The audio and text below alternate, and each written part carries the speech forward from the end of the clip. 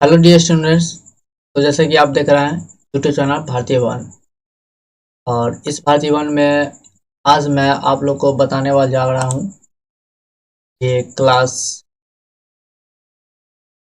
ये जो है क्लास 9th का है, बायोलॉजी है। तो आप लोग जीव विज्ञान कहते हैं। और इस जीव विज्ञान में मैं फर्स्ट चैप्टर आज पढ़ाऊँगा। ये कोशिका जीवन की आधारभूत इकाई है। और ये चैप्टर पेज नंबर 1 है। चैप्टर आपको देख रहा है कोशिका जीवन की आधारभूत इकाई, इसी को आज हम लोग पढ़ने वाले हैं। तो चलिए इसको देख लेते हैं, पढ़ लेते हैं अच्छी तरीके से। तो देखिए कि यहाँ पे हमारा चैप्टर आ चुका है। जैसा कि आप देख रहा है कि हमारे पास ये आ चुका है। ये कोशिका जीवन की आधारभूत इकाई, ये हमारा क्या हो गया, चैप्टर। और उसके बाद जो है यहाँ पे अगर हम बात कर लें ये इसमें, तो यहाँ पर देख लीजिए कि यहाँ से हम बात करते हैं कि क्या प्रत्येक जीव का शरीर कोशिकाओं का बना होता है और कोशिका जीवन की आधारभूत संरचना और क्रियात्मक इकाई माना गया है। मतलब कहा जाता है कि हमारा जितना भी यानी कि जितने भी जीव हैं और उनका जो शरीर बना है सब कोशिकाओं का बना होता है।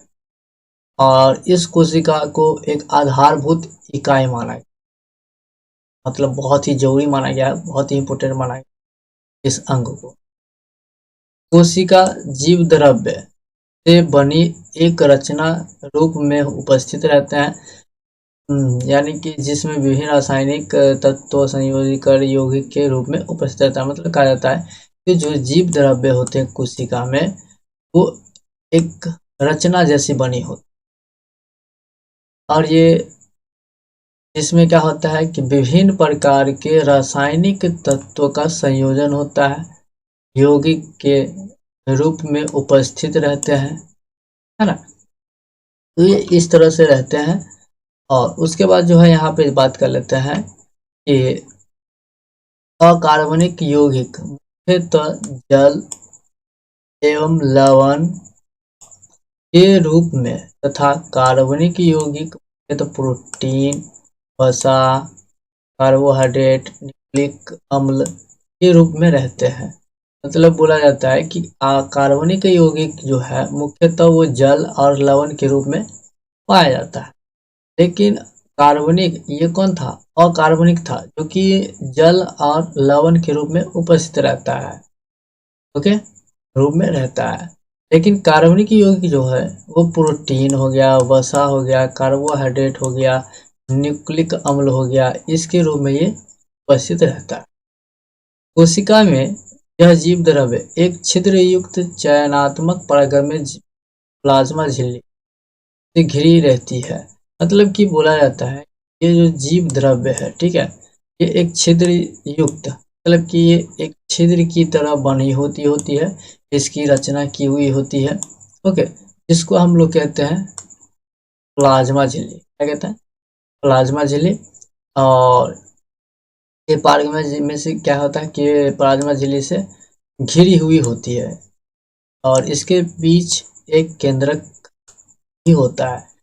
मतलब कि कहा जाए कि जो भी कोशिका होता है उसके बीच एक केंद्रक भी पाया जाता है। ठीक है, उसके बाद हम आगे बात कर लें कि यहाँ पे जो है आपको देखने को मिल रहा होगा कि यहाँ पर देख लीजिए, ये जो है कोशिकाओं में विभिन्न विविधता, ठीक है, इसको भी थोड़ा जान लेते हैं क्या है।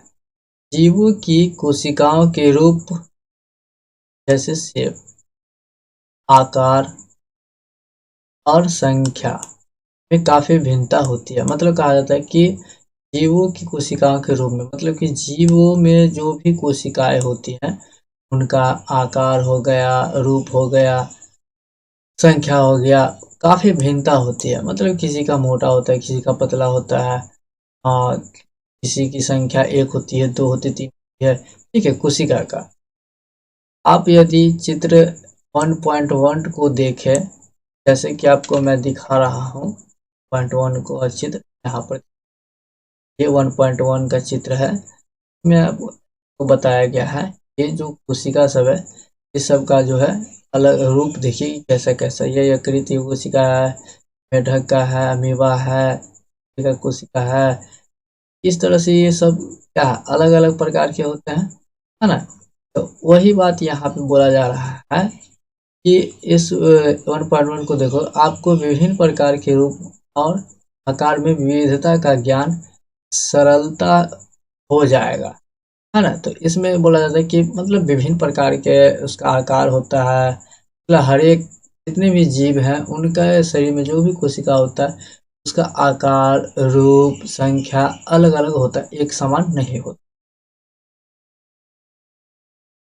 उसके बाद जो है हम बात कर रहे हैं कि कोशिकाएं अलग अलग आकार की होती है, सही बात है।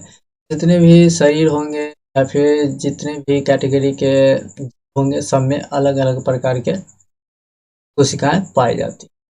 यह कम से कम 0.1 माइक्रोमीटर का होता है। मतलब बोला जाता है कि ये जो कोशिका होता है, ठीक है, ये जो कोशिका होता है कम से कम कितने होते हैं, 0.1 माइक्रोमीटर का होता है। जैसे कि यहाँ पर देखिए कि जैसे कि ल्यूरोनोमिया और अधिकतम 170 गुने 135 मिलीमीटर का होता है। ओके, जैसे हो गया क्या, शुतुरमुर्ग का अंडा। ओके, जीवाणु की कोशिका 1 माइक्रोमीटर से 10 माइक्रोमीटर व्यास तक होती है। तंत्रिका कोशिकाओं का आकार जो है 1 मीटर से भी अधिक लंबा हो सकता है। मतलब जो भी तंत्रिका कोशिका बोला जाता है उसका जो आकार होगा 1 मीटर से भी अधिक हो सकता है। जैसे कि आपको मैं दिखा रहा हूँ तंत्रिका कोशिका का, यहाँ पर देख लीजिए, ये आपका हो गया क्या, तंत्रिका कोशिका। जैसा कि आपको ये देखने को मिला होगा, यही हमारा है तंत्रिका कोशिका, दिख रहा है, और ये हमारा तंत्रिका कोशिका है। ओके, जो कि देख रहे हैं कितना लंबा है, सबसे ज्यादा यही बड़ा कोशिका है ना। तो उसके बाद जो है यहाँ पे हम बात कर रहे हैं, और हम यहाँ पे थे कि तंत्रिका कोशिका न्यूरॉन यानी मनुष्य के शरीर की सबसे बड़ी कोशिका होती है। यानी कि ये जो तंत्रिका कोशिका है, ठीक है, इस तंत्रिका कोशिका को जो है मानव शरीर की सबसे बड़ी कोशिका माना गया है। ओके, जैसा कि चित्र में स्पष्ट है, जैसा कि आपको चित्र में मैंने दिखाया था, कोशिकाएं विभिन्न रूपों की होती है। कुछ जीवों का शरीर सिर्फ एक कोशिका का बना होता है। मतलब बोला जाता है कि कोशिकाएं जो होगा वो विभिन्न रूप का हो, और कुछ जीवों का जो शरीर ऐसा भी होता है जिसमें एक ही कोशिका होता है। कुछ जीव ऐसे होते हैं जिनमें एक से अधिक कोशिका होता है।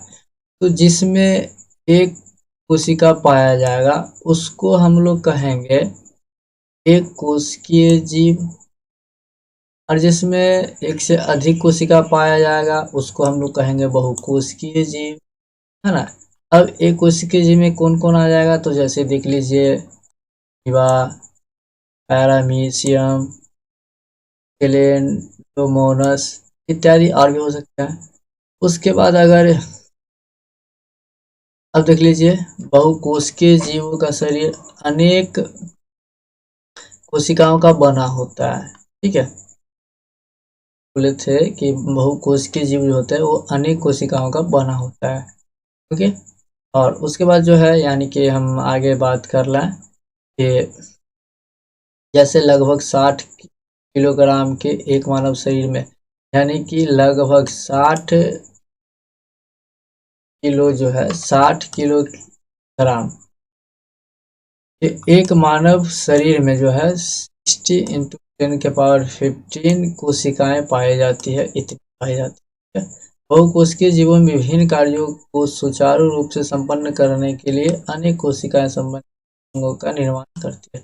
मतलब बोला जाता है कि जिसमें एक से अधिक कोशिका होती है, बहुकोशिकीय जीव वाले जितने भी जीव हैं उस सब में हर एक कार्य करने के लिए अलग अलग अंग होते हैं, अलग अलग कोशिका पाए जाते हैं।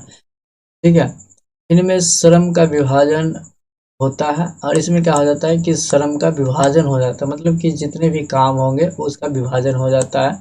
ठीक है, कि ये काम वो करेगा, ये काम वो करेगा, मतलब हाथ का अलग कोशिका है, पाँव का अलग कोशिका है, यानी सबका अलग अलग कोशिका है ना।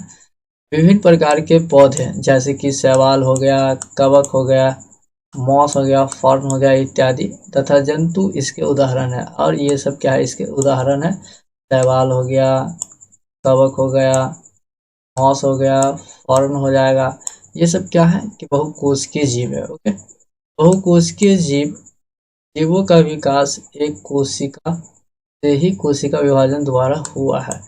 चलो कहा जाता है कि बहुकोशिकीय जीव जो होते हैं उसका विकास जो है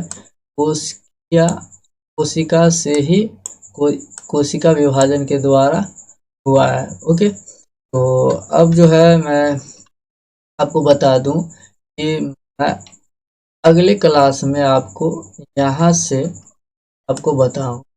ओके, यहाँ से अगले क्लास में आपको बताऊंगा। ओके, फिलहाल आज की क्लास में इतना ही, और हम सिर्फ इतना इसलिए ले रहे हैं कि ताकि आप हमें कमेंट करके बता सके कि आपको ये वीडियो कैसा लगा। अगर अच्छा लगा तो फिर आप हमें कमेंट करके बता सकते हैं कि कैसा लगा, तो मैं आगे का इस वीडियो लाऊंगा। ओके, और लाइट भी अभी चली गई है। ओके, तो चलिए आज के लिए that's all. Thank you, good night.